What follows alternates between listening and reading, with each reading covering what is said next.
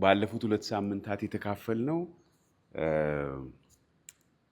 በመንፈስ ድሆች የሆኑ ብፁዓን ናቸው፣ ከዛ ደግሞ የሚያዝኑ ብፁዓን ናቸው የሚለውንና ዛሬ ደግሞ የዋሆች ብፁዓን ናቸው ምድርን ይወርሳሉና የሚለውን ነበር። ግን እሱን አይደለም ዛሬ የምንካፈለው፣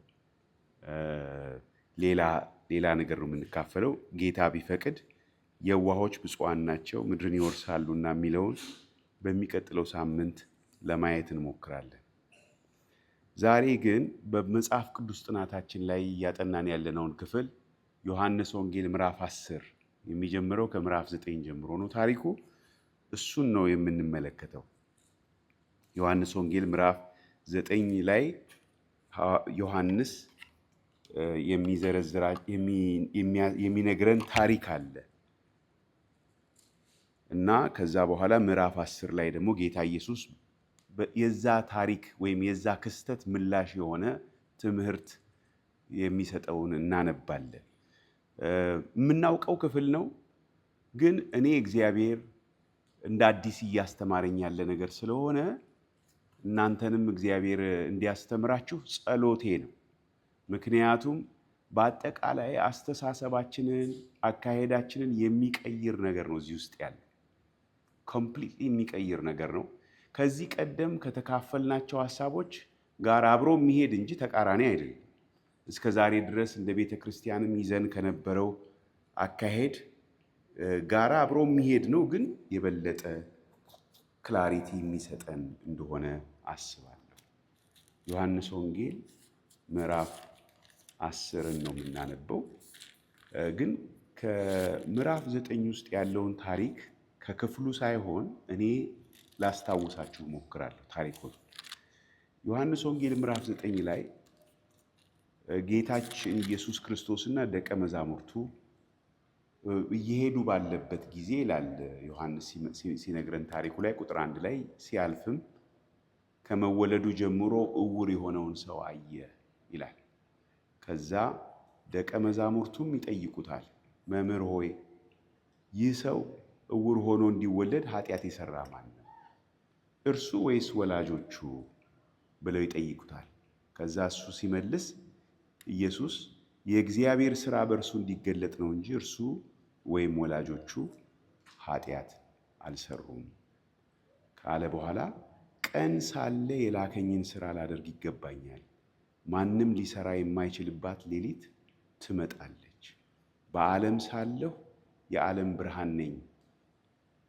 ከዛ በኋላ ይሄን ካለ በኋላ መሬት ላይ ምራቁን ተፋና ከዛ ጭቃ ለውሶ ታሪኩ ላይ የምንመለከተው የሰውየውን ዓይን ቀባው። ከዛ ዓይኑን ከቀባው በኋላ ምን ይለዋል?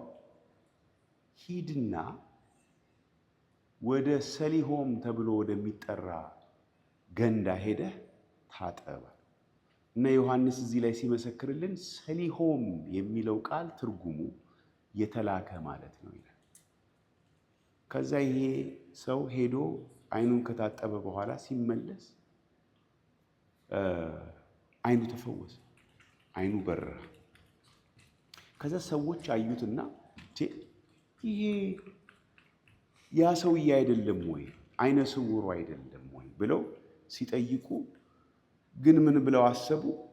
ምናልባት በመልክ እሱን የሚመስል ሰው ሊሆን ይችላል እንጂ እሱ ሊሆን አይችልም። ምክንያቱም ያ ሰውዬ ከትውልዱ ጀምሮ የማያይ ሰው፣ ይሄ ደግሞ የማይመስል ነገር። ከዛ በኋላ ጎረቤቶቹም እንደዛ አሉ። ከዛ እሱ ግን እኔ ነኝ አላቸው። እኔ ነኝ አላቸው። እንዴት ሆነ እንደዚህ? እንዴት ምን ሆነ በሕይወትህ ሲሉት የመለሰው መልስ አጭር ነው። ሂድና ኢየሱስ የሚባለው ሰው ጭቃ አድርጎ ዓይኖቼን ቀብቶ ወደ ሰሊሆም መጥመቂያ ሄደህ ታጠብ አለኝ እና እንዳለኝ አደረግኩ እና ይኸው አየሁ አላቸው። አሁን ይሄንን ታሪክ ስንመለከት በጣም የሚደንቅ ነገር ነው የሆነው። እናንተ በዓይነ ሕሊናችሁ ውስጥ ያስቡት። ይሄን ሰው ሰፈራችሁ የምታውቁት እዛው ያደገ የሰፈራችሁ ሰው አይኑ ማያይ እና ድንገት አንድ ቀን መጥቶ እያየ ብታገኙት እሱ ራሱ አሁን አይቶ ማያቅ ሰው ሲያይ አዋቂ ማየት ሲጀምር እንደው እንዴት ይመስላችኋል? ያው አየው እኮ እያለ የሚመጣ ይመስላችኋል? እሱ ራሱ በጣም ተገርሞ ነው አሁን በዚህ ሰዓት የሚሆነው ተገርሟል። እና ግን ፕሮሰስ እያደረገ ነው። ምንድን ነው ይሄ ኢየሱስ የሚባለው ሰውዬ ምንድን ነው የሰራው? ለመሆኑ ሰሊሆም ወደሚባል መጥመቂያ ስለምን ላከው? እዛው ዝም ብሎ ለምን አይፈውሰውም ነበረ? እና ዮሐንስ እንድናስተውለው የሚፈልገው ነገር እንዳለ በዚህ እናያለን። ሰሊሆም ማለት የተላከ ማለት ነው ይላል ክፍሉ ሲነግረን። ስለዚህ ከጌታችን ከኢየሱስ ክርስቶስ ተልእኮ ጋር የተያያዘ ነገር እዚህ ውስጥ አለ ማለት ነው። ኢየሱስ ክብሩን ሊገልጥ ነው በዚህ ሰው ሕይወት። ፍንጭም ሰጥቷቸዋል ለደቀ መዛሙርቱ። ማንም ወላጆቹም እሱ ኃጢአት ስለሰሩ አይደለም፣ የእግዚአብሔር ክብር ይገለጥበት ዘንድ የታሰበ ሰው ነው ይላቸው እና ይሄን ግን ሰውየው አያውቅ፣ ወላጆቹም አያውቁ። እኔ ጋር እንደሚያስተጋባ እናንተ ጋር ያስተጋባል ድምፁ። እና በኋላ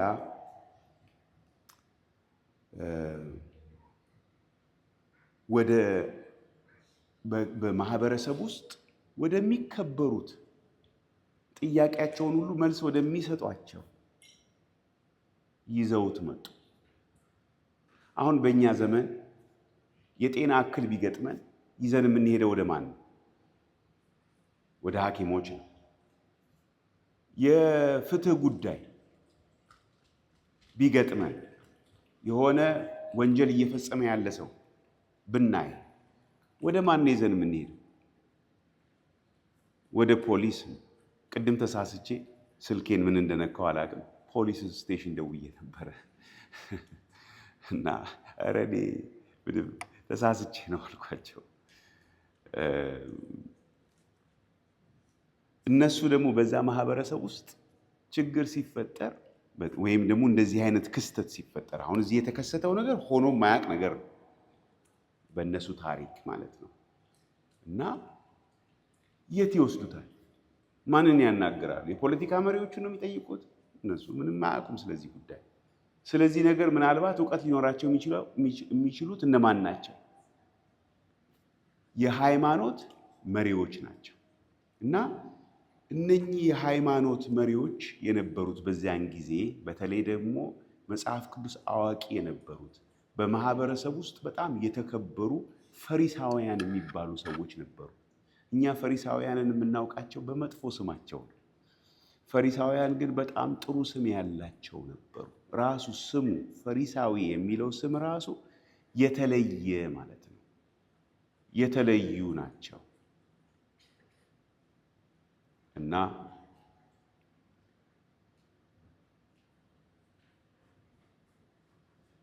ልጆች፣ አዋቂዎች ቁጭ ብትሉ ደስ ይለኛል፣ ምክንያቱም የእግዚአብሔር መንፈስ የሚሰራበት ሰዓት ነው እና ፕሊዝ ተቀመጡ።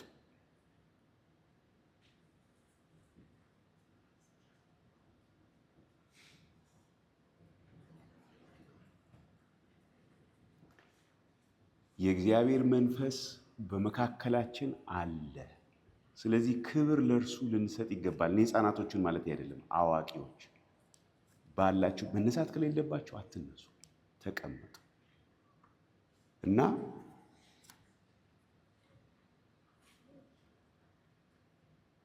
በኋላ ወደ ፈሪሳውያንን እንግዲህ ስንመለከት በጣም የተከበሩ ሰዎች ናቸው።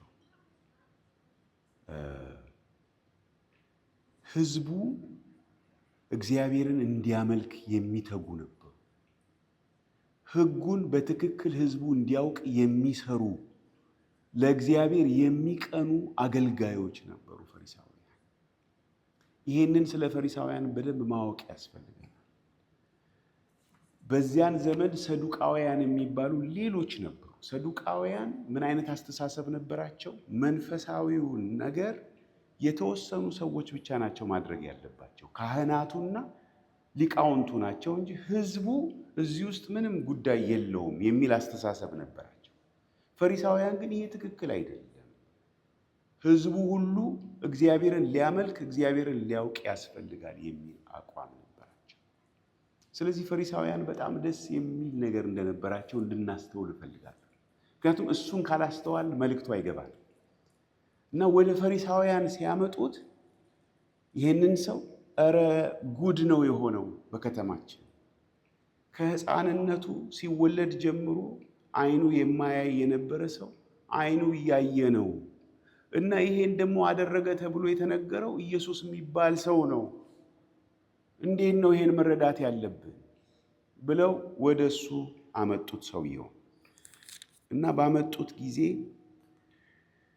እነሱም ጥያቄያቸውን ጠየቁ። እንዴት ነው የሆነው አሉት። እሱም መልሱን ደግሞ ነገራቸው። ኢየሱስ የሚባለው ሰው ጭቃ ቀብቶ አይኔን ከዛ ሂድ ታጠብ አለኝ፣ ከዛ በኋላ አየኋል። ቀኑ መቼ ነው አሉ። ቀኑን ሲያዩ የተፈወሰበት ቀን ሰንበት ነው። ሰንበት መሆኑን ሲያዩ ምን ይላል? ቁጥር 16 ላይ ይህ ሰው ሰንበትን አያከብርምና ከእግዚአብሔር አይደለም አሉ ይላል።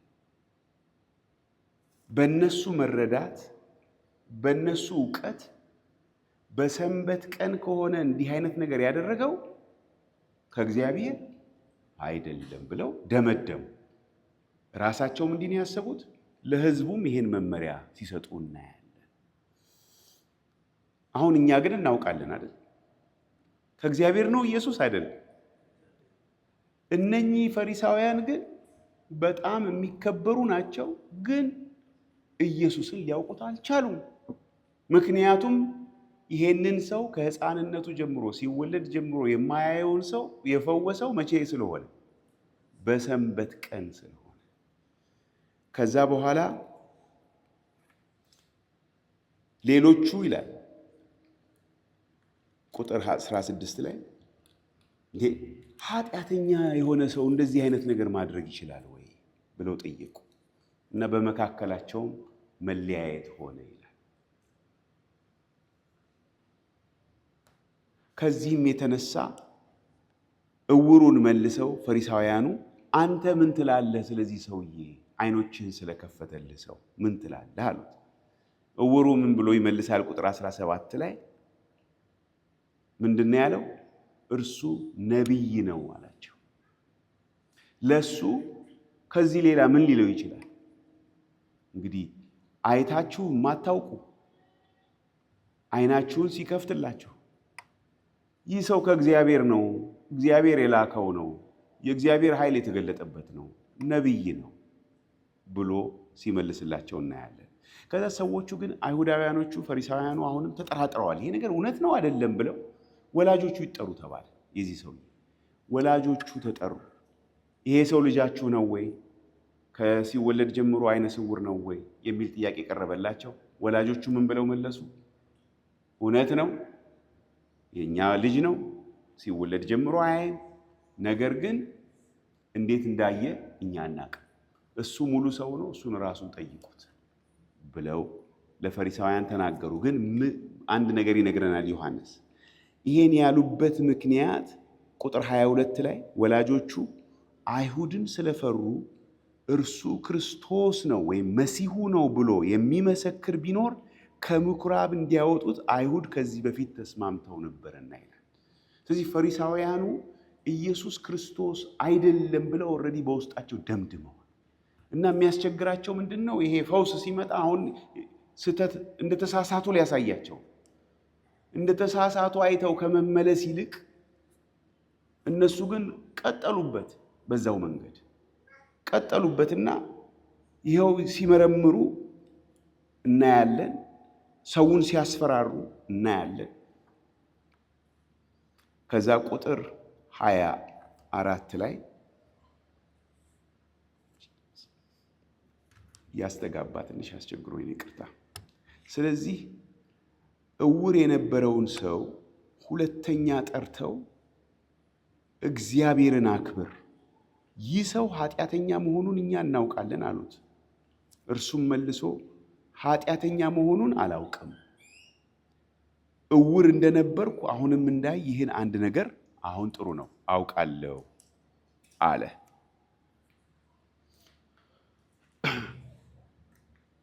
እውሩ የስነ መለኮት ዕውቀት የለውም። እውሩ ሰውዬ የሚያውቀው አንድና አንድ ነገር ነው። አላይም ነበር፣ አሁን ግን አያለሁ። ይህንን አውቃለሁ። ፈሪሳውያኑ ግን ምን እያሉ ነው? ይሄ ሰውዬ ኃጢአተኛ ነው፣ ከእግዚአብሔር አይደለም እያሉ እየደመደሙ ነው። ከዛ ግን ምን አላቸው? ደግሞ ጠየቁት። ምን አደረገልህ? እንዴትስ ዓይኖችህን ከፈተ? ብለው ሲጠይቁት እርሱ መልሶ አስቀድሜ ነገርኳችሁ አልሰማችሁም፣ ስለምን ዳግመኛ ልትሰሙ ትወዳላችሁ? የእርሱ ደቀ መዛሙርት ልትሆኑ ትፈልጋላችሁ ሲላቸው እናያለን። ከዛ መሳደብ ጀመሩ። ያው መሳደብ የምንጀምረው መቼ ነው? አቅም ስናጣ። መጀመሪያ እንደ አዋቂ እንዴት ነው የሆነው? እስቲ ንገረን፣ እስቲ ማን ነው እሱ? እንዴት ነው የሰራው? ምናምን እያሉ እንደ አዋቂ ነው የሚናገሩት። አዋቂዎችም ናቸው፣ ሕጉን ያውቃሉ። ግን አሁን ከነሱ በላይ ሆነባቸው። ኦልሬዲ ድምዳሜያቸውን ሁሉ ጥያቄ ውስጥ የሚከት ሆነባቸው። በዚህ ጊዜ ይሄ ሰውዬ ይሄ ተራ የሆነ ሰውዬ እንግዲህ ዘመኑን ሙሉ ዓይኑ የማያይ ከሆነ ተመልከቱ፣ ስራም የለውም ምናልባት እና እሱ አሁን እነሱን ቻሌንጅ ሲያደርጋቸው እናያለን። ለምን ነው ደጋግማችሁ የምትጠይቁኝ? የእሱ ደቀ መዝሙር መሆን ትፈልጋላችሁ ሲላቸው ስድቡ መጣ። መቼም ሰው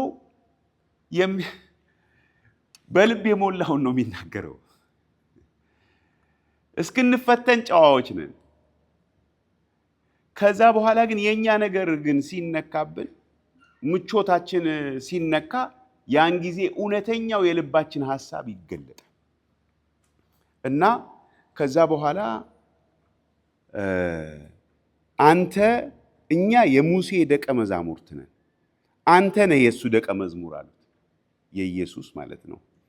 ከዛ በኋላ እኛ ሙሴን እንደተናገረው እግዚአብሔር እናውቃለን፣ ይህ ሰው ግን ከወዴት እንደሆነ አናውቅም አሉት። ከዛ ይሄ ንግግራቸው ይሄንን ዓይኑ የበራለት ሰው በጣም አስገረመው።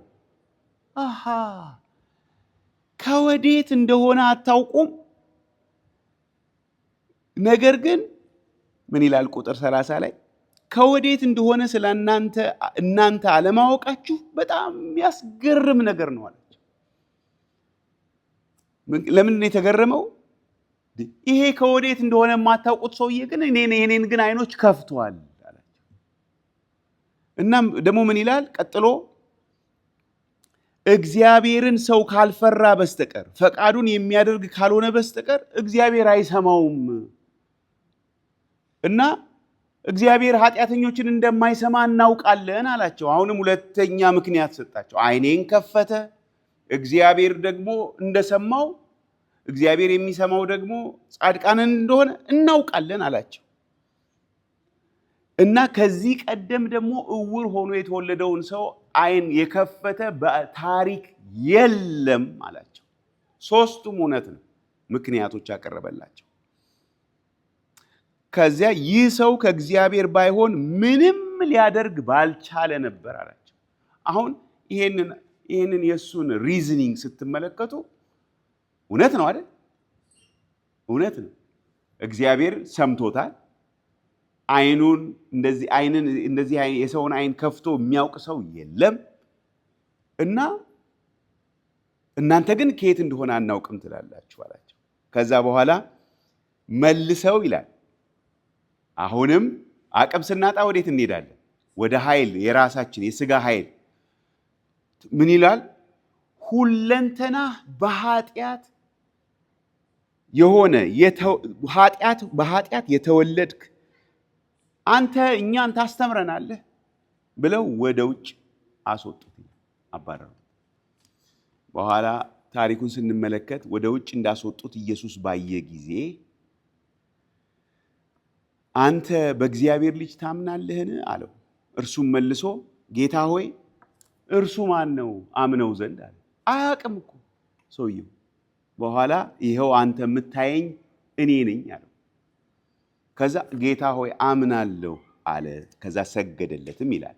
ከዛ ቁጥር 39 ላይ ኢየሱስም የማያዩ እንዲያዩ የሚያዩም እንዲታወሩ እኔ ወደዚህ ዓለም ለፍርድ መጣሁ አለ። ይሄንን ልብ በሉልኝ። የማያዩ እንዲያዩ የሚያዩ እንዲታወሩ ለፍርድ መጣሁ። የማያዩ እንዲያዩ የሚያዩ እንዲታወሩ። በጣም የሚገርም ነገር ነው። ማለት እናይ የነበረ ከሆነ በምናየው ውስጥ የማንመላለስ ከሆነ ፍርዱ ምን ይሆናል ማለት ነው? እንታወራለን። የማናይ ሰዎች ግን እናይ ዘንድ እግዚአብሔር ይፈልጋል። እናይ የነበረ በተገለጠልን እውነት የማንመላለስ ከሆነ ግን ምንድነው ፍርዱ? እንታወራለን። ያለው ምን ይሆንበታል ይላል በሌላ ስፍራ ላይ ይወሰድበታል። ዛሬ በቃ እኔ አግኝቼዋለሁ ገብቶኛል ያለው ነገር ይጠፋብናል። እንደዚህ ሰዎች ሆኖ ታውቃላችሁ? በፑልፒት ላይ ቆመው እንዲህ ይሰብክ የነበረ ከቢሊ ግርሃም ጎን እኩል ይሰብክ የነበረ የቢሊ ግርሃም ፓርትነር የነበረ ሰው ነበር። ዘመኑን የጨረሰው ኤቲስት ሆኖ በእግዚአብሔር አላምንም አለ አንድ ቦታ ላይ። ስለዚህ ታሪክ ሰምታችሁ ታውቃላችሁ? ፓስተር ከሌ ይሄ መጽሐፍ ቅዱስ ስነ መለኮት አስተማሪ በእግዚአብሔር ማመኔን ትቻለሁ አለ የሚል ዜና አንብባችሁ የምታውቋላችሁ አሉ። የሚያዩ እንዳያዩ የማያዩ እንዲያዩ እንደሚያደርግ ለዚህ መጣሁ ይላል ጌታ ኢየሱስ። ለማን ይሄን የሚለው? ለፈሪሳውያን። ፈሪሳውያን ጅማሬያቸው እጅግ መልካም ነበረ። ቅድም እንዳልኳችሁ በማህበረሰብ ውስጥ የነበረውን አንጎድሊነስ እንደ እግዚአብሔር ፈቃድ አለመኖር ተቃውመው ህዝቡ እግዚአብሔርን እንዲያውቅ ህጉን እንዲያውቅ ይተጉ የነበሩ ሰዎች ነበሩ ፈሪሳውያን። ሐዋርያው ጳውሎስ ፈሪሳዊ ነበር። ነገር ግን የሆነ ቦታ ላይ መንገድ ሳቱ። የሆነ ቦታ ላይ ሁልጊዜ እንደዚህ ነው ነገሩ። የሆነ ቦታ ላይ መንገድ እንስታለን። ከዚህ ተነስተን ወደ ካናዳ መኪና ለመንዳት አስበን ካልተጠነቀቅን እኮ ሃይዌይ ስተን እኮ ወደ ሌላ ሀገር ልንሄድ እንችላለን። እንደዛ ሆኑ ፈሪሳውያን። ከዛ በኋላ ምን እንደሆነ ስትመለከቱ እንግዲህ ህጉን በጥንቃቄ ይከተሉ የነበሩት ፈሪሳውያን እርሱን ሳቱት። ማን ነው እርሱ? መሲሁን ሳቱት። መሲሁን ስተው ህዝቡን አሳቱ። እንደዚህ ያለ ፍጥጥ ያለ የእርሱ ምልክት እየታየ ምልክት ነው እኮ ተአምራት አይደል? ፈውስ እኮ ምልክት ነው። እንደዚህ ያለ ምልክት እያደረገ በመካከላቸው እየተመላለሰ ሚስ አረጉት። በጣም ነው የሚያሳዝነው። በጣም ባለፈው ሳምንት ከተካፈልነው ሐሳብ ጋር ስታዩት በጣም ያሳዝናል። እግዚአብሔርን የሚያውቁት እግዚአብሔርን የሚከተሉት ህዝቡን የሚያስተምሩት የህዝቡ እረኞች ሚስ አረጉት መሲሁን ክርስቶስን። እረኞቹ እኮ እነሱ ናቸው። ህዝቡን በዚህ በኩል ሂዱ፣ የእግዚአብሔር ፈቃድ ይሄ ነው የሚሉት የዘመኑ የህዝቡ እረኞች እነሱ ነበሩ። ስለዚህ ጌታ ኢየሱስ የማያዩ እንዲያዩ የሚያዩም እንዲታወሩ እኔ ወደዚህ ዓለም መጣሁ አላቸው። ከዛ በኋላ ከፈሪሳውያን ከእርሱ ጋር የነበሩ ይሄን ሰሙና እኛ ደግሞ እውሮች ነንን አሉት። ማለት እነሱን እንደተናገራቸው ገባቸው። እኛ እውሮች ነን አሉት። ከዛ ምን አላቸው? ተመልከቱ ቁጥር 41 ላይ እውሮች ብትሆኑ ኃጢአት ባልሆነባችሁ ነበረ፣ አሁን ግን እናያለን ትላላችሁ፣ ኃጢአታችሁ ይኖራል አላቸው። ችግሩ እናያለን ትላላችሁ፣ እናውቃለን ትላላችሁ፣ እርሱ ከእግዚአብሔር አይደለም፣ ኃጢአት አድርጓል እያሉ እየተናገሩ ነው። ምክንያቱም እናያለን እኮ ስለሚሉ እኮ እናውቃለን ስለሚሉ ከዛ ጌታ ኢየሱስ ሲቀጥል በምዕራፍ 10 ቁጥር 1 ላይ እውነት እውነት እላችኋለሁ፣ ይሄ የምናውቀው ክፍል ወደ በጎች በረት ወይም ጉረኖ፣ በረት ለላሞች ነው፣ በበሩ የማይገባ በሌላ መንገድ ግን የሚወጣ እርሱ ሌባ ወንበዴም ነው። በበሩ የሚገባ ግን የበጎች እረኛ ነው፣ ለእርሱ በረኛው ይከፍትለታል እያለ ይናገራል። ስለዚህ ለምን ሳቱት እነኚህ ፈሪሳውያን? መሰረታዊ ጥያቄ። እኛም እንዳንስት ከፈሪሳውያን ግብዝነት ምን አድርጉ ይለናል እግዚአብሔር ቃል? ተጠበቁ ይለናል። እኛስ እንዳንስተው መሲሁ እኛ እሱ ሲሰራ እንዳንስተው እነሱ ለምን ሳቱ ብለን መጠየቅ አለብን። አንደኛ ግብዝነታቸው፣ በህይወታቸው ተግባራዊ ያልሆነውን በአእምሯቸው ስላወቁት ብቻ የሚኖሩት መሰላቸው። ግብዝነታቸው ብዙ ቦታ ላይ ይሄን ተናግሮ እናያለን ጌታ ኢየሱስ። ሁለተኛ እኔ ቶሎ ቶሎ ሐሳቦቹን ማነሳላችሁ፣ እናንተ የእግዚአብሔር ቃል ውስጥ ገብታችሁ ታዩታላችሁ። ሁለተኛ ገንዘብን ይወዱ ነበር። ጌታ ኢየሱስ የሚናገረውን ነገር ይሰሙና ሳቁ ይላል። ሉቃስ ወንጌል ውስጥ ሳቁ ይላል። ለምን እንደ ሳቁ ግን ሉቃስ ይነግረናል። ገንዘብን ይወዱ ስለነበረ ነው። ምክንያቱም የሆነ የማይመስል ነገር አታውራ፣ የማይመስል ነገር ለማን አትንገር እንደሚባል የማይመስል ነገር አታውራ። ማንን ነው እንዲህ የሚሉት? መሲሁን እኮ እንደዚህ የሚሉት። እሱ የሚናገረው እውነት ነው፣ ግን እነሱ ገንዘብን ይወዱ ስለነበር ሊቀበሉት አልቻሉም። ገንዘብን ስለሚወዱ ሳቱት። ዛሬም ገንዘብን የምንወድ ከሆነ እንስተዋለን መሲሁ። ገንዘብን መውደድ ምን ማለት ነው ብለን ካሰብን ገንዘብን መውደድ በጣም በብዙ መልኩ ነው የሚገለጠው።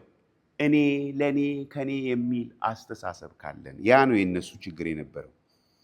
ሌላ ምንድን ነበረ ምክንያቱ? ከእግዚአብሔር ትእዛዝ ይልቅ ወጋቸውን ያከብሩ ነበር። እግዚአብሔር ካዘዘ እጃቸውን አልታጠቡም ብለው ደቀ መዛሙርቱን ይከሳሉ። ማቴዎስ ወንጌል ምዕራፍ 15 ላይ እናያለን። ስለዚህ እናንተ ለወጋችሁ የእግዚአብሔርን ቃል ትሽራላችሁ፣ የእግዚአብሔርን ትእዛዝ ትሽራላችሁ ይላቸዋል ማቴዎስ ምዕራፍ 15 ላይ። እና በኢሳይያስ በኩል የተነገረው ይሄ ሕዝብ በከንፈሩ ያመልከኛል የተባለው እውነት ነው ይላቸዋል። ስለዚህ ሌላው ችግራቸው ምንድን ነው? የከንፈር አምልኮ ነበር የነበራቸው። በፊቱ ጌታዬ ለአንተ ሁሉን እሰጥሃለሁ፣ ከአንተ ሌላ ፈቃድ የለኝም፣ አንተ የምትለውን ነው የማደርገው ይላሉ። ግን የራሳቸውን ፈቃድ ነው የሚያደርጉት። ሰው እንደዚህ እንዴት ሊታለል ይችላል? ይችላል። ይኸው ፈሪሳውያን ማሳያ ናቸው። የምንዘምረውን የማንኖር ከሆነ ከፈሪሳውያን እኛም አንሻል፣ እኛም እንስተዋል። የከንፈር አምልኮ ነበራቸው። ሌላው ቅድስናቸው ውጫዊ ነበረ። ማቴዎስ ምዕራፍ 15 ላይም አሁንም ይናገራል። ምክንያቱም እጃቸውን አለመታጠባቸውን ነበረ ፈሪሳውያን ኮምፕሌን ሲያደርጉ የነበረው። ነገር ግን ሰውን የሚያረክሰው ከውጭ ያለው ነገር አይደለም አለ ጌታ፣ ከውስጥ ከልብ የሚወጣው ነገር ነው አላቸው። ስለዚህ ነገራቸው በሙሉ ውጪ ነው፣ በሰው ዘንድ ነው። በሰው ዘንድ መልካም ሆነው ለመታየት ነበረ። የሳቱበት ምክንያቶች ናቸው እነኚህ። ሌላ እናንተ በሰው ስርዓት ትምህርት ነው የምታስተምሩት፣ የእግዚአብሔርን ቃል ሳይሆን በሰው ስርዓት ነው ህዝቡን የምታስተምሩት አላቸው። እና ከዚህ የተነሳ የጌታ ትምህርት ሲያሰናክላቸው እናያለን። ላንብበው ማቴዎስ ምዕራፍ 15 ላይ ያለውን ይህንን ሐሳብ። ማቴዎስ ምዕራፍ 15 ቁጥር 12 ጀምሮ እንደዚህ ይላቸዋል። እናንተ በዚያን ጊዜ ደቀ መዛሙርቱ ቀርበው ፈሪሳውያን ይህን ቃል ሰምተው እንደተሰናከሉ አወቅን አሉት ይላል። ማለት ፈሪሳውያን ተሰናከሉ ብለው ለጌታ ኢየሱስ ይነግሩታል። እርሱ ግን መልሶ የሰማይ አባቴ ያልተከለው ተክል ሁሉ ይነቀላል ብሎ ሲነግራቸው እናያለን። ከዛ ተዋቸው፣ እውሮችን የሚመሩ እውሮች ናቸው፣ እውር እውርን ቢመራው ሁለቱም ወደ ጉድጓድ ይወድቃሉ አለ ይላል። ከዛ ግን እኔ የፈለግኩት ሌላው ሐሳብ ቁጥር 8 ላይ ያለውን፣ ይህ ሕዝብ በከንፈሩ ያከብረኛል፣ ልቡ ግን ከኔ በጣም የራቀ ነው፣ የሰውም ስርዓት የሆነ ትምህርት እያስተማሩ በከንቱ ያመልኩኛል ይላቸዋል። እና ምን ይላል? የሰማዩ አባቴ ያልተከለው ተክል ይነቀላል ይላል። ስለዚህ አገልግሎታቸው ከሰማይ አልነበረ። እግዚአብሔር ያልጀመረው ነገር፣ እግዚአብሔር ያልተከለው ነገር በጊዜው ይነቀላል፣ አይጸናም። ስለዚህ የነዚህ የፈሪሳውያን አገልግሎት ምንም እንኳን በሕዝቡ ዘንድ ተወዳጅ ቢሆንም በእግዚአብሔር ዘንድ ግን ተቀባይነት አልነበረው።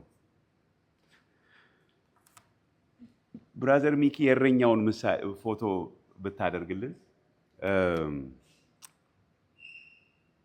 በዚህ በምዕራፍ 10 ላይ ዮሐንስ ወንጌል ምዕራፍ 10 ላይ ስለ እረኛው ሲናገር እውነት እውነት እላችኋለሁ ወደ በጎች በረት በበሩ የማይገባ በሌላ መንገድ ግን የሚወጣ እርሱ ሌባ ወንበዴም ነው፣ በበሩ የሚገባ ግን የበጎች እረኛ ነው ይላል። ወደ ታች ዝቅ ብሎ ቁጥር 11 ላይ መልካም እረኛ እኔ ነኝ፣ መልካም እረኛ ነፍሱን ስለ በጎቹ ያኖራል ብሎ ይናገራል። እና አሁን እዚህ ላይ ስንመለከት እረኛው በበሩ ነው የሚገባው ይለናል። በሩ እኔ ነኝ ይላል በኋላ። ግን በሩ ሲል ምንድን ነው? በሩ ሲል አሁን መሲሁ በሩ ነው። ግን ወደ መሲሁ የሚያመጣን ግን ምን አለ? አስቀድሞ እግዚአብሔር የሰጠው ምስክርነት፣ ሕግና ነቢያት። ሕግና ነቢያት የሚመሰክሩት ስለ መሲሁ።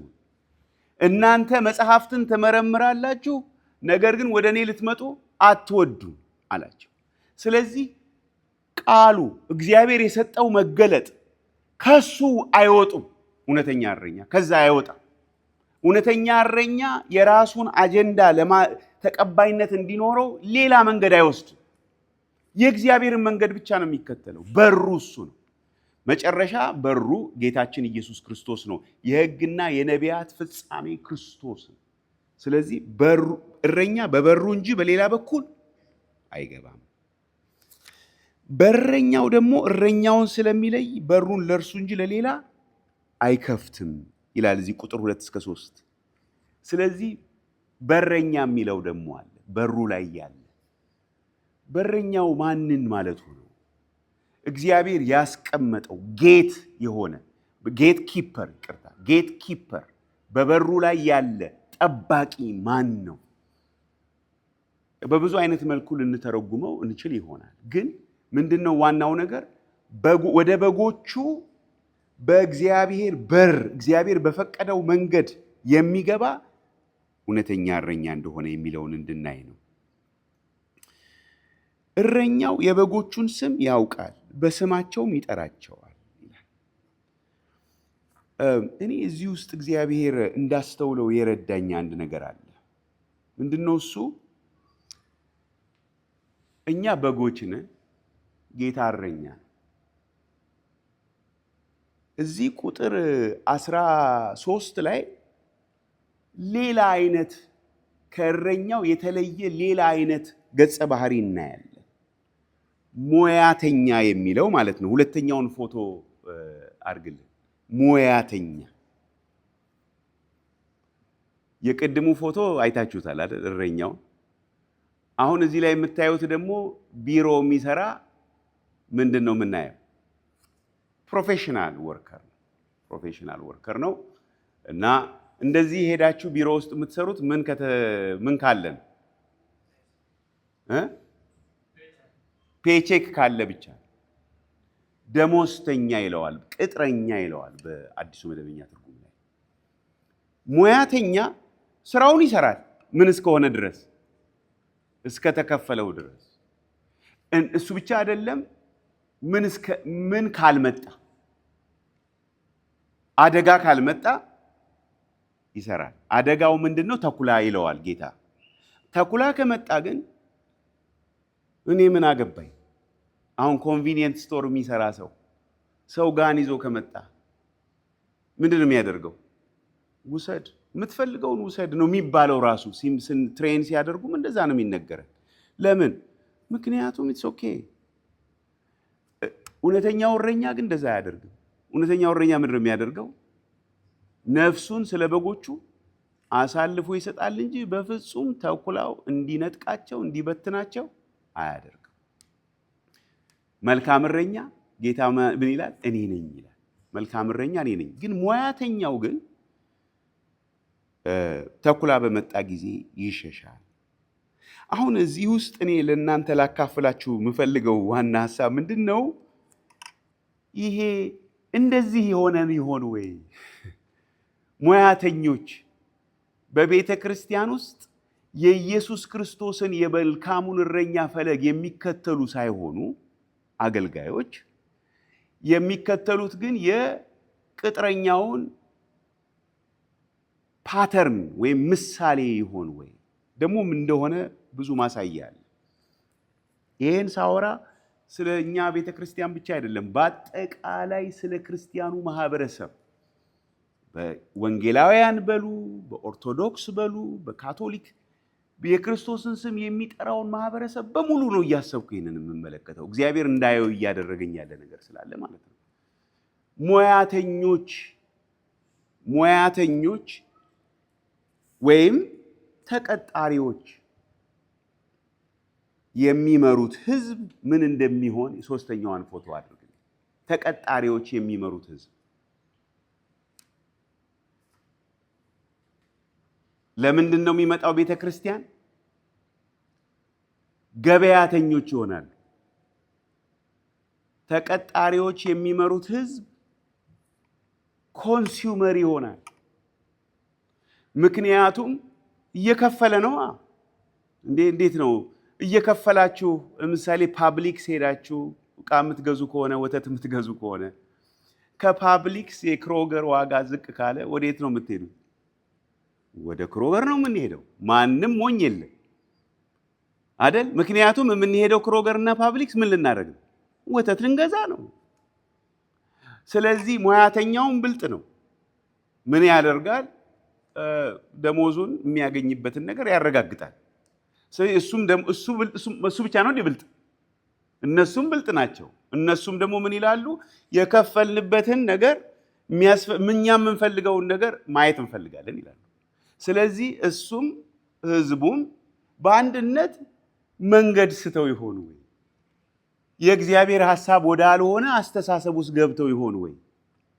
እሱም ፕሮፌሽናሎች አሉ የሚሰሩ፣ ህዝቡም ደግሞ ቁጭ ብሎ በቃ የሚሰራው ነገር ለእኔ እንደምፈልገው ነው ወይ እያለ እኔ የምፈልገው ምንድን? እስቲ ቆይ እዛ ቤተ ክርስቲያን ምንድን ነው ያለው? ምን ፕሮግራም አላቸው? የልጆች ፕሮግራም አላቸው። አሃ የልጆች አሪፍ ነው። አንድ እሺ፣ ሌላ የጋብቻ ካውንስል ይሰጣል። ኦሆ ጥሩ ነው በጣም እሺ። ሌላ ደግሞ እንዲና እንደዚህ ያደርጋሉ። ኦኬ ህንፃ አላቸው። ባለ ህንፃም ናቸው እነሱ። በጣም ጥሩ ነው። ቆይ ግን ይሄ ለኔ ሳይሆን ለእንትና ይሻላል። እንትና ብዙ ልጆች አሉት፣ እዛ ይሄድ እሱ ለሱ ሃሎ እንትና ጋር እዚህ ይሻልሃል። ለአንተ የምትፈልገው ነገር ሁሉ እነሱ ጋር አለ። እሺ እነማን ናቸው እዛ ያሉት? እነዛ ያሉት እንደዚህ አይነት ሰዎች ናቸው። አይ ይሄ እንኳን ለኔ አይሆን። ቆይ ለኔ የሚሆነውን እየፈለኩ ነው። ትሄዳለህ፣ ከቅዱሳን ጋር ህብረት ታደርጋለህ። አይ እየፈለኩ ነው ለኔ የሚሆነውን እና እያየው እስካሁን አልጣሙኝም፣ የትኛውም አልጣመኝም። ስለዚህ በኦንላይን እየተከታተልኩ ነው። እስቲ እግዚአብሔር ይገልጥልኛል። ስለዚህ ልክ ሲመጡ ደግሞ እንትኖቹ ፕሮፌሽናሎቹ ደግሞ ኮንሱመርስ መጡ። ሃው አር ዩ ይላል። ሃው አር ዩ ዌልካም ካም ባክ ኢን ሲያስ። የት ነው የሚባለው ይሄ? ፓብሊክ ስትሰሩ እንደዛ ነው የምትሉት። ካም ባክ ኢን ሲያስ፣ እንዳትቀሩ ምክንያቱም እናንተ ናችሁ የምትከፍሉን ደሞዝ። ስለዚህ በቃ እዚህ ላይ የምንሰራው ሁሉ የምንተውነው ለማን ነው? ህዝቡ ደስ እንዲለው። ህዝቡ ደግሞ እያየ ይሄ ነገር አልጣመኝም ይላል። ተያይዘን ጠፋን እያልኳቸው፣ ፒክቸሩ ጠፋብን። ስለዚህ ገበያተኞችና ሙያተኞች ሞሉ ቤተ ክርስቲያን ውስጥ። የእግዚአብሔር ሐሳብ ይሄ አይደል። አይደለም፣ አይደለም፣ አይደለም። ይሄ የእግዚአብሔር ንድፍ አይደለም። ይሄ ሰርጎ የገባ ከእግዚአብሔር ሐሳብ ጋር አብሮ የማይሄድ በጎችን ያበላሸ። እኛ ሁላችን በጎች ነን፣ ታውቃላችሁ አይደል? ሁላችን በጎች ነን። በጎች የሚያስፈልጋቸው እረኛ ነው። እረኛ፣ መልካሙ እረኛ ጌታችን ኢየሱስ ክርስቶስ እርሱ የበጎች እረኛ ነው። ነፍሱን ስለ በጎች አሳልፎ የሰጠ። በጎች እንደምናውቀው ሁላችንም በጣም ስማርት አይደሉም፣ ግን አንድ ችሎታ አላቸው። እንደው ከሰለጠኑ መሰልጠን የሚችሉት አንድ ችሎታ አላቸው በጎች። ምንድነው እሱ? የእረኛውን ድምፅ መለየት ይችላሉ። ርስታችን ነው የክርስቶስን ድምፅ መለየት። የእያንዳንዳችን ርስት ነው። ጌታን መስማት እንችላለን፣ ግን አሁን መስማት እንዳንችል ምን ከለከለን? ጌታ ስለማይናገር ነው? አይደለም፣ ይናገራል። ግን አስተሳሰባችን ተቀይሮብናል። እንደ በግ አይደለም የምናስበው። በግነታችን ጠፍቶብናል። እናቅበታለን እኛ። በቃ እስቲ ሊየው፣ ቆይ ልመርምረው እንላለን። ምኑን እናውቀዋለን? በግ እኮ አያውቅም። በግ አውቃለሁ ብሎ ሲሄድ የት ነው የሚሄደው? ኢሳይያስ 53 እኛ ሁላችን ምን ሆንን ነው የሚለው? ተቅበዝብዘን ጠፋን። በግ አወቅኩ ሲል ይጠፋል። በግ ገብቶኛል ሲል ይጠፋል። ለበግ ሴፍቲው እረኛውን መስማት ብቻ ነው። ስለዚህ የምንጠየቀው ሁል ጊዜ ምንድነው መሆን ያለበት? ምን አለ? ምን አለሽ? ማ? እረኛው። ደግሞ አንቺ ብቻ አይደለሽም የምትሰሚው፣ አንተ ብቻ አይደለህ የምትሰማው፣ ሁሉም ይሰማሉ። በጎች ሁሉ ይሰማሉ። እኔ ስፔሻል ለእኔ ብቻ ነው የሚናገረኝ የሚባል ነገር የለም። ሁሉም ይሰማሉ። ስለዚህ እንደ ቤተ ክርስቲያን ስንሰበሰብ እኔ ያልኩት ካልሆነ የሚባል ነገር የለም። እረኛው ምን ይለናል ነው ጥያቄ። እሱ የፈለገውን ይበል፣ እኔ የማደርገውን አደርጋለሁ አንልም መቼም ከገባን። ግን አሁን እየኖርን ያለነው እንደዛ ለምን ሆነ ካላችሁኝ፣ የሆነ ቦታ ላይ አስተሳሰባችን ተበላሸብን። አገልጋዮችም ተበላሸብን።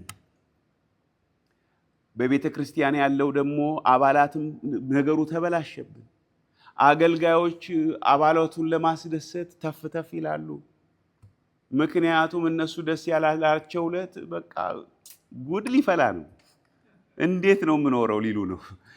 ጉድ ሊፈላል። ከሄዱስ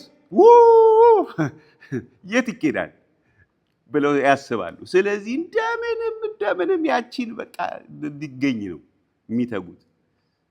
ስለዚህ የእግዚአብሔርን ቃል ማስተማር፣ እረኛው ምን ይላል እያሉ የእረኛውን ድምፅ ማዳመጡን ትተው ምን እያሉ ነው የሚሉት አገልጋዮቹ። ህዝቡም ማህበሩም ደግሞ ምንድነው ሌላ ችግር ውስጥ ገብቷል። ያወራሉ እርስ በራሳቸው። በጎች አይታችኋል በቪዲዮ እርስ በርስ ምን እንደሚያደርጉ ስራ ሲፈቱ። በግና በግ ምን እንደሚያደርጉ አላያችሁ? ዳር ላይ ይቆማል። አንደኛው ዳር ላይ ይቆማል። እየሮጡ እየመጡ ገው። ምንድነው ጥቅሙ? ምንም አይታወቅም። ምንድነው እሱ? እየሄዱ መጋጨት። ምን ይሉታል? ያቆማሉ? አያቆምም። ደግሞ ሌላኛው ይከተላል። አይታችሁ መቼም ተስፋ አደርጋለሁ አይታችኋል። ይሄ ቪዲዮ አይታችሁ ብታውቁ ደግሞ ሶስተኛ ይመጣል። ሶስተኛው ይመጣና ደግሞ አሁንም እየሮጠ ዲዲዲዲ መጋጨት ነው። በቃ በጎች እንዲህ ነው ስራ ሲፈቱ የሚያደርጉት። እረኛው ከሌለ በጎች እንደዚህ አይነት ስራ ነው የሚሰሩት። እረኛቸውን ግን ሲያዳምጡ፣ እሱ ሲመራቸው ግን በእኔ የሚገባ ይላል ቁጥር 9 ላይ ይድናል ይላል። በድሮ ትርጉም ላይ በመደበኛ ትርጉም በውስጥ ኖት ላይ ምን ይላል? በደህና ይጠበቃል። ይወጣል ይገባል ማለት ምንድነው? ይመላለሳል፣ ይኖራል ማለት ነው። ህይወትን ይኖራል በእኔ የሚገባ መሰማሪያም ያገኛል። ለምለም መስክ የረፍት ውሃ ያለው እረኛውን በመስማት ነው። ከዛ ውጪ እኔ በቃ እቺን ከሰማችሁኝ ይበቃኛል። ከዛ ውጪ እረኛችንን ማንሰማ ከሆነ ዘመናችንን በመንከራተት እናሳልፋለን። እኔ የማውቃቸው ግለሰቦች አሉ እየተንከራተቱ ዘመን ያለቀባቸው። እየተንከራተትን እናልፋለን። በራሳችን መንገድ እየሄድን እየተንከራተትን፣ ግን እሱን ከሰማን ግን በደህና እንጠበቃለን። ዮሐንስ ወንጌል ምዕራፍ 10 ቁጥር 9 መውጣት መግባት ይሆንልናል፣ መሰማሪያም እናገኛለን። ተኩላውም እድል ፈንታ አይኖረውም። ለምን? እረኛችን ይጠብቀናል። አንድ መዝሙር አለ እንዲህ የሚል መዝሙር፣ አዝማች ልሞክረውና ጨርሳለሁ። እረኛችን ይጠብቀናል፣ ከአዳኝ ወጥመድ አድኖናል። ወጥመድ ተሰብሮ እኛም ልጠናል፣ ረድኤታችን ተዋግቶልናል። ረድኤታችን ተዋግቶልናል። ረድኤታችን ተዋግቶልናል። እሱ ቢዋጋልን ይሻላል። እኛ አንችለውም ወገኖቼ። ሰሞኑን ግራጁዌሽን ሁላችንም እንሄዳለን፣ የተጠራን ማለት ነው። እና እኔ የተጠራሁባቸው ግራጁዌሽኖች ትላንትና ነበር። አንድ 3 ሰዎች ልጆች ግራጁዌት የሚያደርጉበት እና ለነኚህ ለሶስቱ ምን አይነት ስጦታ ይዤ ልሂድ ብዬ አሰብኩ። እና ያው እኔ እንግዲህ የምታወቀው መጽሐፍ በመስጠት ነው። ገንዘብ አልሰጥም። እኔ እንደሆነ ለነሱ ወላጆቻቸው ይስጧቸው፣ እኔ የሚጠቅማቸው መጽሐፍ ነው የምሰጣቸው። እና አሰብኩ የትኛው መጽሐፍ ልስጣቸው ብዬ አንድ ዘ ፕሬይንግ ላይፍ የሚል መጽሐፍ አለ። ለአንዳንዶቻችሁ እዚህም ሰጥቻችሁ አውቃለሁ። እና እሱን መጽሐፍ ገዛሁና ከዛ ደብዳቤ ጻፍኩላቸው፣ ለነዚህ ለግራጁዌት ለሚያደርጉት ማለት ነው። እና የጻፍኩላቸው ደብዳቤ ምን እንደሚል ትንሽ ላንብብላችሁ። ምን ይላል?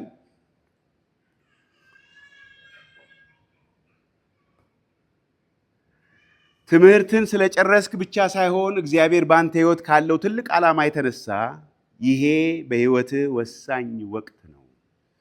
እስከ ዛሬ የረዳህ እግዚአብሔር ይመስገን። ወይም የረዳሽ ሴት ከሆነች በወላጆችህ እንክብካቤና ምክር ውስጥ ተደግፈ ትኖር ከነበረበት ወጥተህ ራስህ መቆም ያለብህ ቀን ከፊትህ ነው። አሁን በራስህ ልትቆም ማለት ነው። ልነግርህ የምፈልገው ግን በራስህ መቆም አትችልም። በራሱ ሊቆም የሚፈልግ ሰው ይወድቃል። በራስህ መቆም አያስፈልግህም። የሚበጅህ በጌታ ላይ መደገፍ ነው። አንተን የፈጠረ ጌታ ማንም የሌለውን የራሱን አሻራ በመዳፍህ ላይ አድርጎ ነው፣ እንዲሁም በዓይንህ ላይ አድርጎ ነው የፈጠረ። በጅምላ እንደተፈጠርክ እንዳይመስልህ፣ ራስን እንደዚህ እንዳትቆጥር። ሰው እጅግ ክቡር ፍጥረት ነው። እግዚአብሔር ገና በእናትህ ማኅፀን ሳለህ ነው የሚያውቅህ። በአንተ ሕይወት ሊያከናውነው ያለ ልዩና ትልቅ ነገር እንዳለ ላሳስብ እወዳለሁ። ስለዚህ እጅግ ከሚወድህ ፈጣሪ ጋር መጣበቅ ያስፈልጋል። ወላጆቼ የተቻላቸውን ሁሉ በማድረግ እስከ ዛሬ ረድተውሃል። ከዚህም በኋላ ቢሆን የሚችሉትን ሁሉ ከማድረግ አይታቀቡም። ነገር ግን አቅማቸው እጅግ ውስን ነው። የፈጠረህ ጌታ በመስቀል ላይ የሞተው በጣም አድርጎ ይወድሃል። እርሱ ሁሉን የሚገዛ ጌታ ስለሆነ የሚያቅተው አንዳች ነገር የለም። በእርሱ ፈጽመ ከታመንህ የሚገጥሙን ልዩ ልዩ ተግዳሮቶች ሁሉ በእርሱ ኃይል ታሸንፋለህ። በእርሱ መደገፍን የበለጠ ያስተምር ዘንድ ይህን መጽሐፍ በዚህ በምርቃትህ ወቅት ልናበረክትልህ እንወዳለን። የጸሎት ሕይወት እንድታዳብር የሚረዱ ሐሳቦችና ምስክርነቶች በውስጡ አሉት። ይህንን መጽሐፍ መጀመሪያ ባነበብኩ ጊዜ ተባረኩበት፣ ተጠቀምኩበት ብዬ ከዛ በኋላ ደግሞ ሊጠቀሙበታል ብዬ ለማስባቸው ሰዎች ሁሉ ሰጠው። ዛሬ ደግሞ ላንቺ ይህንን እሰጥሃለሁ ብዬ ይሄንን ደብዳቤ ስማቸውን ጨምሬ ሰጠኋቸው። ያለሱ አንችልም ወገኖቼ፣ ያለሱ በቃ ለፍቶ መና። ምናልባትም ሁሉ ነገር ተሳክቶ ሊመስለን ይችላል። አንድ ወንድም እንደዛ አለኝ ትላንትና። ምን አለ? አሁን እኮ ሁሉ ነገር ተመችቶዋል አለኝ። ስለ አንድ ሰው ሲነግረኝ ያ ሰው ከጌታ ነገር ዘወር ብሏል፣ በራሱ መንገድ እየሄደ እና ግን ሁሉ ነገር እንዴት ነው ብዬ ስጠይቅ ሁሉ አሪፍ ነው፣ ሁሉ አሪፍ ነው ተብሎ ነው የሚታሰበው አለኝ። ሁሉ አሪፍ ሊመስለን ይችላል። ውስጣችን አሪፍ ሆኖ ውጫችን ጥሩ ሆኖ ውስጣችን ግን ምን ሊሆን ይችላል? እንደ እስራኤላውያን ሊከሳ ይችላል። የሚበሉትን ስጋ ሰጣቸው፣ ለነፍሳቸው ግን ምን ላከ ይላል? ትዝ ይላችኋል? ክሳትን ላከ ይላል። ስለዚህ ከእረኛችን ውጪ ያለው አካሄድ አይበጅንም። የበለጠ በዚህ ጉዳይ ላይ እግዚአብሔር ከፈቀደ እናያለን። ግን ጌታ ሆይ እርዳኝ፣ እንደ በግ ነው ወይ ራሴን የምቆጥረው? ወንድሞቼና እህቶቼን እንደ በጎች ነው ወይ የማያቸው? የቤተ ክርስቲያን አገልጋዮች በሙሉ በጎች ናቸው እኮ፣ በጎች ናቸው። በእረኛው ስር የሚያገለግሉ እረኞች ናቸው እንጂ እረኞች በራሳቸው አይደሉም። እግዚአብሔር ይርዳን። እንጸልይ። እግዚአብሔር አምላካችን ሆይ አግዘን። ጌታ ሆይ መንገዱ ጠፍቶብናል። በራሳችን መንገድ እየሄድን ተቅበዝብዘናል። ሕይወታችን ደርቋል። ውስጣችን መንምኗል። ይሄ ደግሞ የማይካድ የምናየው ነገር ነው። እኛም እንደዚሁ ነን። ቅዱሳን ወንድሞች እህቶቻችን በዓለም ዙሪያ ያሉት ሁሉ እንደዚህ ሆነናል። ጌታ ሆይ ግን በጎች ነን። ግን አንተም ደግሞ የታመንከው መልካሙ እረኛ ነህ፣ አትለወጥም። ድምፅህን መስማት እንድንጀምር እርዳን። በራሳችን ፈቃድና ሐሳብ መሄድ እንድናቆም እርዳን። በጎች መሆናችንን እንድናስብ እርዳን። እግዚአብሔር አምላካችን ሆይ እናመሰግናለን። በኢየሱስ ክርስቶስ ስም አሜን። እግዚአብሔር ይባርካችሁ። ጨርሰናል።